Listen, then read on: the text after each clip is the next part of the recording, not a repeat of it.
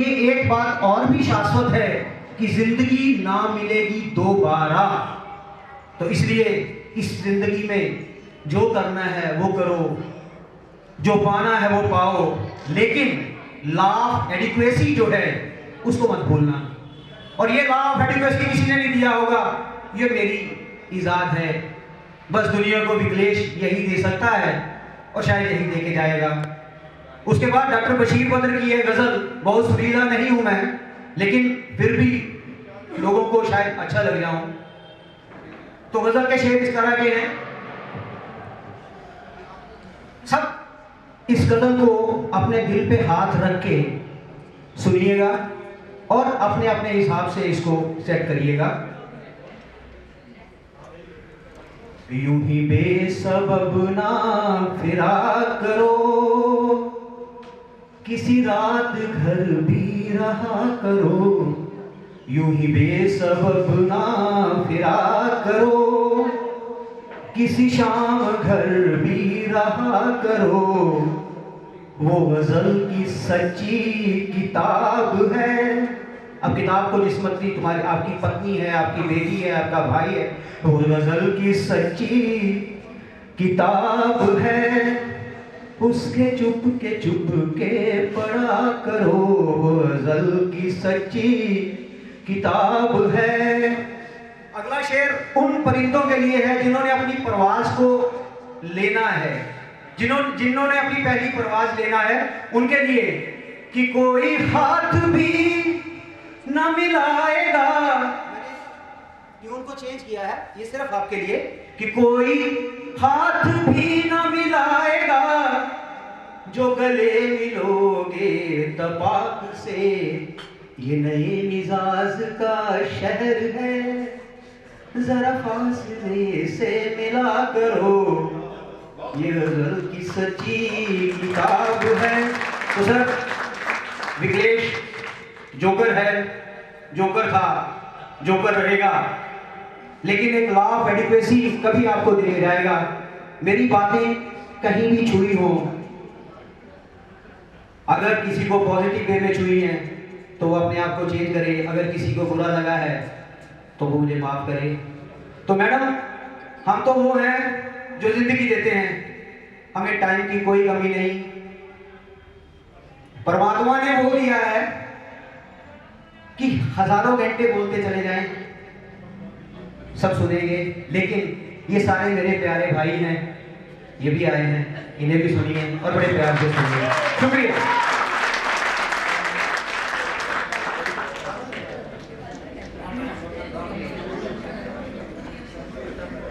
Mahesh Kumar, 86-89 civil batch. उसके बाद airline गया था। रेलवे में 2009 में पूरे इंडिया में सबसे ज़्यादा प्रोग्रेस निकालने का नेशनल अवार्ड मुझे मिला था।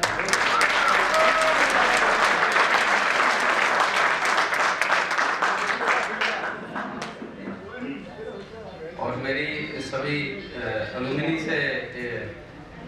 के लिए I feel a man should never let his inner child die at any cost. I am still a part of this student and proud to be alumni. और एक सर ने कहा था कि एक GPA की वेबसाइट होनी चाहिए, जिसमें वो बिल्कुल ठीक था। मेरी भी सजेशन है कि उसमें एक डिस्कशन पैनल होना चाहिए, बेशक वो लॉगिन आईडी और पासवर्ड के साथ हो, to safeguard the professional life of new student. Thank you very much.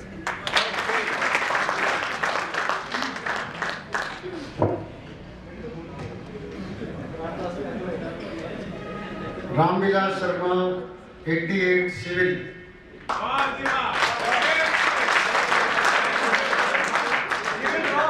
पंचायती राज में additional SDO Karnal.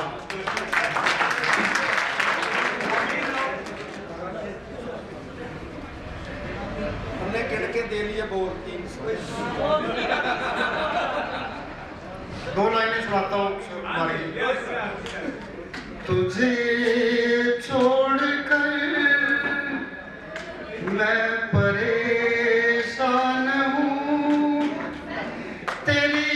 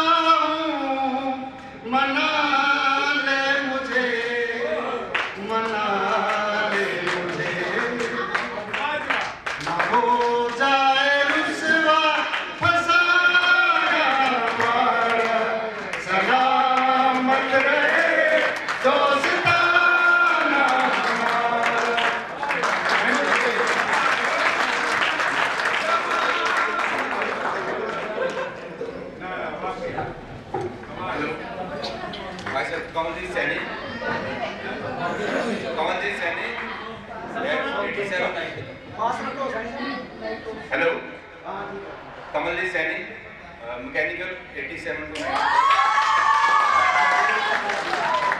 Currently working in CPWD as electrical, posted at. बाकी मेरी तरफ से मैं सभी का शुक्रिया करता हूँ जिन्होंने हमें यहाँ आने का मौका दिया और अपने पुराने दोस्तों को लेके हमें एक अवसर दिया। Myself Sanjeev Mangla, 84-87 civil.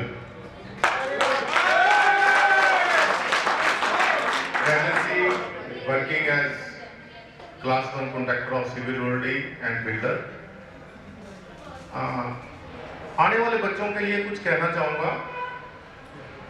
हमारे पास बच्चे आते हैं ट्रेनिंग के लिए 3 वीक्स की, 4 वीक्स की या 3 मंथ्स की, डिग्री वाले बच्चे भी आते हैं, लेकिन प्रैक्टिकली वो कुछ नहीं जानते। उनके सामने अगर 4 डाया स्टील के रख दो तो वो नहीं बता पाएंगे 8 mm स्टील क्या है, 10 mm स्टील क्या है। मेरे ख्याल में या तो कुछ शिक्षा में कमी आई है या कोई प्रैक्टिकली उनको कितना नहीं समझाया जाता।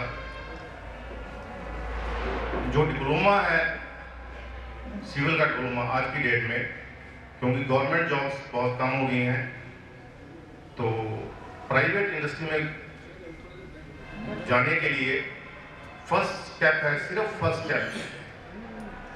इसके आगे बहुत मेहनत की जरूरत है। बच्चे आज सुन रहे हैं कोई डीजीएम है, कोई जीएम है, लेकिन उसके पीछे की मेहनत बहुत बड़ी है।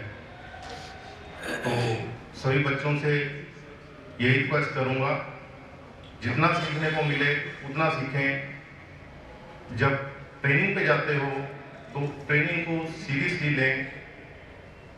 जब आप जॉब के लिए जाओगे तो ये ट्रेनिंग आपके बहुत काम आएगी। Thank you.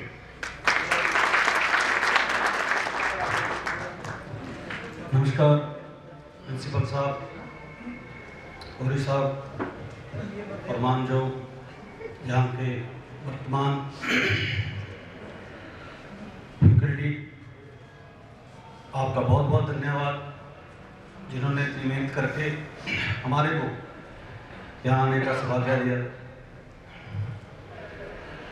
जैसे संजीव जी पंचकुला से हमारे पार्टनर ही हैं, हमारी कंस्ट्रक्शन कंपनी है।